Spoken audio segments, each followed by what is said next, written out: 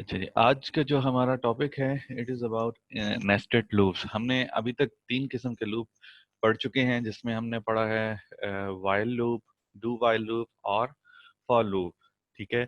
अगर किसी को कुछ नहीं समझ आया या कोई चीज़ मिस हो गई है तो वो लास्ट लेक्चर्स को भी देख सकता है, जो मैंने यूट्यूब पे भी रखे हैं, और उसके अलावा आप लोगों को मैंने रिकॉर्डिंग्स भी भेजी हुई हैं, तो आप उसको रिप्ले करके भी सुन सकते हो। ठीक है।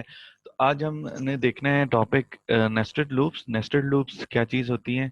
सबसे पहले तो ये है कि नेस्टेड लूप का मतलब क्या होता है। ठीक है। नेस्टेड लूप का मतलब सिंपल है कि loop inside the body of another loop.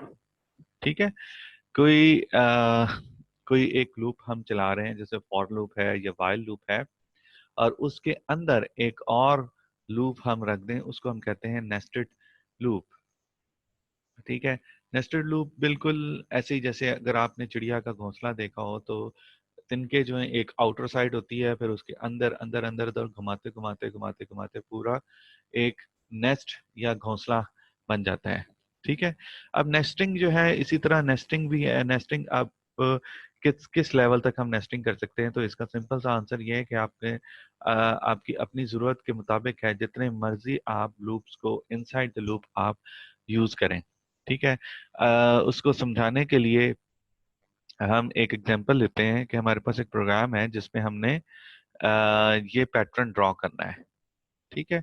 स्टेरिक्स का पैटर्न है जिसमें पहली रो में 7 स्टार्स हैं, फिर उसके बाद 6, फिर 5, फिर 4, फिर 3, फिर 2 और फिर 1 स्टार है।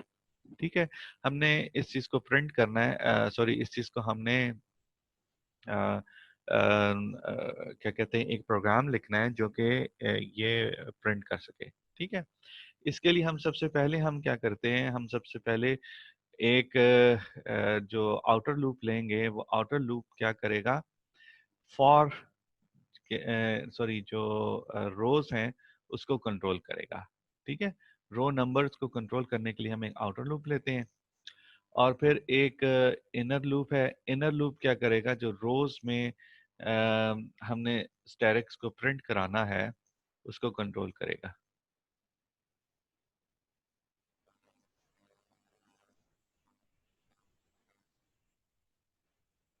ठीक है। अब कितनी रोज होंगी, उस अगर आप गौर से देखो तो हर दफा एक स्टार कम हो जाता है। सो वी डोंट नो कि कितने कितनी दफा हमने रोज चलानी है। ठीक है, सॉरी, कितनी दफा हमने लूप चलाने हैं। सो जो इनर लूप है उसके लिए अब हम क्या करेंगे, हम उसके लिए वाइल लूप यूज करेंगे, जबकि आउटर लूप जो कि हमें पता है कि 7 है, तो उसके लिए हम फॉर लूप यूज करेंगे। ठीक है। हमारे सामने ये प्रोग्राम लिखा हुआ है, मैंने इस प्रोग्राम को कंपाइलर पे लिखा है और मैं वहीं से आपको शेयर करवाता हूँ।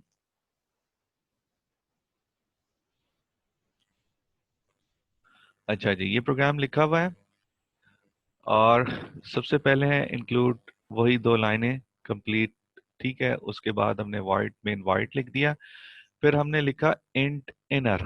ठीक है। हमने एक वेरिएबल डिस्क्राइब कर दिया इनर के नाम से। अच्छा, जो कि लूप कंट्रोल वेरिएबल होगा, इनर का लूप कंट्रोल वेरिएबल होगा। ठीक है। उसके बाद हमने लिख दिया इंट आउटर। हमने, अब हमें पता है कि हमने 7 टाइम रोज चलानी है, तो हमने इन आउटर, जो आउटर लूप है जो 7 रोज को चेंज करेगा, वो हमने इक्वल्स टू 7 कर दिया, और जब तक वो 1 से बड़ा है उस वक्त तक लूप चलता रहेगा। ठीक है। और हर दफा हम एक माइनस करेंगे, हर आइटरेशन पर हम एक माइनस करेंगे। उसके बाद हमने फॉर लूप की बॉडी इनिशियलाइज करा दी। उसके अंदर हमने इनर को, चूंकि हर दफा 1 से शुरू होना है, अब यही वजह है कि हमने इनर को जो आउटर लूप है उससे बाहर डिफाइन करवाया कि हर दफा सिर्फ हमने इनर को इनिशियलाइज करवाना है। ठीक है। हर दफा इनर 1 से शुरू होगा, और जब तक इनर जो है वो आउटर से छोटा है उस वक्त तक क्या करता रहे, प्रिंट करता रहे स्टैटिक, और हर दफा इंक्रीमेंट करता रहे। ठीक है। और जब एक रो पूरी प्रिंट हो जाती है, 7 स्टैटिक्स प्रिंट हो जाते हैं, तो उसके बाद क्या करे, न्यू लाइन में चला जाए। ठीक है।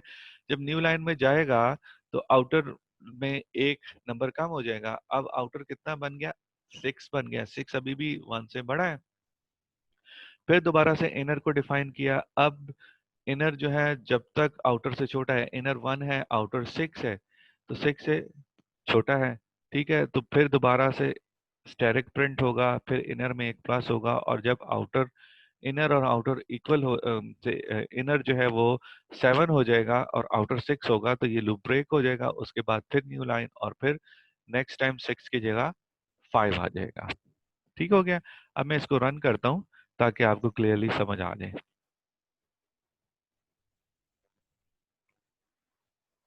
ये देखें, हर लाइन में पहली दफा 7, फिर 6, फिर 5, फिर 4, फिर 3, फिर 2, फिर 1, और मैंने एंड में लिखा हुआ है एंड ऑफ द प्रोग्राम। मैंने एक स्टेटमेंट लिख दी ताकि क्लियर हो जाए कि ये जो आउटर और इनर लूप है इनसे वो बाहर आ चुके हैं और आखिरी लाइन को प्रिंट कर रहा है। ठीक है। अब अगर मैंने ज्यादा नंबर ऑफ स्टेरिक्स रखने हैं तो मैं यहाँ पर 10 कर देता हूँ।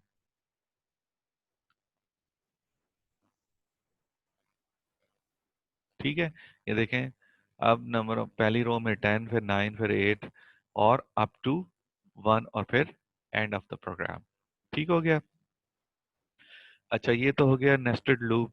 अब आप देखो नेस्टेड लूप किस तरह से है। ये हमारा आउटर लूप कौन सा है? फॉर लूप है। फॉर लूप की बॉडी के अंदर वाइल लूप को हमने डिफाइन किया। जो वाइल लूप रन कर रहा है वो फॉर लूप की बॉडी के अंदर है।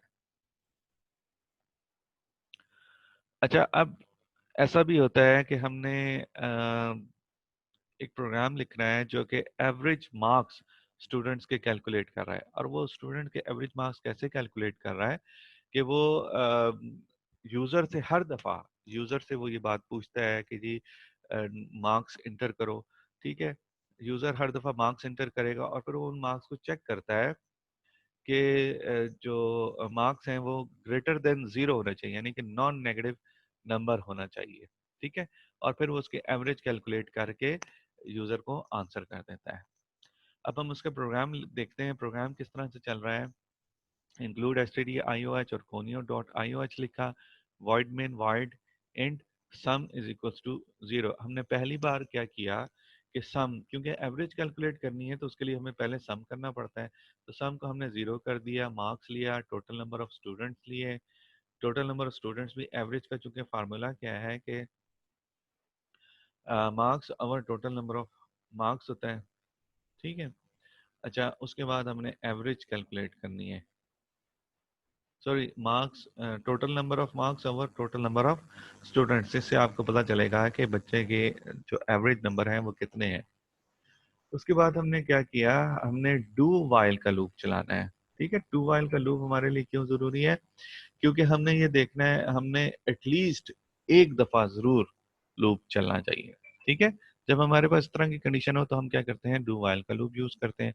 Inter marks of the students, marks inter किए, उसको एंड मार्क्स करके स्कैन अप करके मार्क्स में जाके सेव कर दिया।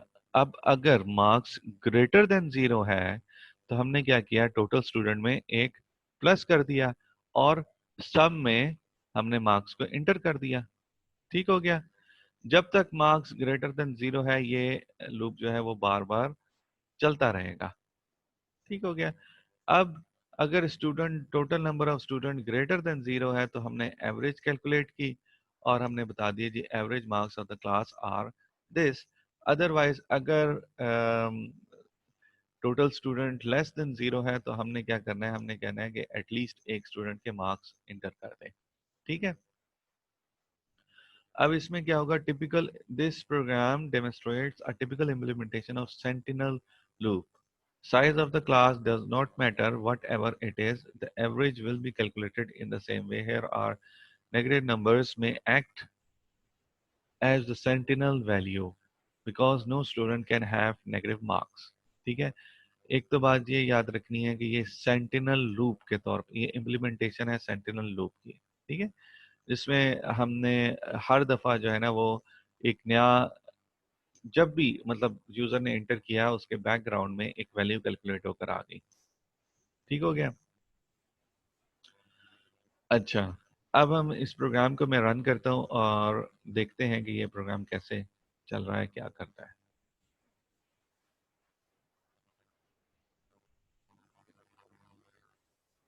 अब देखो वो पूछता है जी इंटर मार्क्स, मैंने 25 इंटर किया। फिर दोबारा से उसने मुझसे पूछा इंटर मार्क्स, मैंने 26 इंटर कर दिया। ठीक है, फिर 24 इंटर कर दिया, 3 नंबर इंटर कर दिए। अब मैंने माइनस इंटर किया। ठीक है, माइनस इंटर करने का मकसद ये है कि मैंने लूप को ब्रेक कर देना है, क्योंकि मैंने कंडीशन ये लगाई हुई है कि जब तक मार्क्स ग्रेटर देन जीरो है उस वक्त तक तो वो प्लस करता रहेगा। जैसे ही लेस देन जीरो होंगे वो, ये कंडीशन चूंकि फॉल्स होगी, जब कंडीशन फॉल्स होगी तो वो इस लूप से बाहर निकल आएगा, सेंटिनल लूप से बाहर आ गया। और फिर मैंने एवरेज कैलकुलेट कर दी। ठीक है,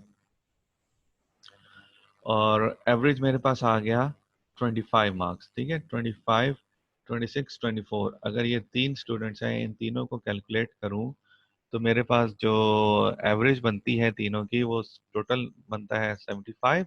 और 75 डिवाइडेड बाई 3 करूं तो 25 एवरेज आ जाती है।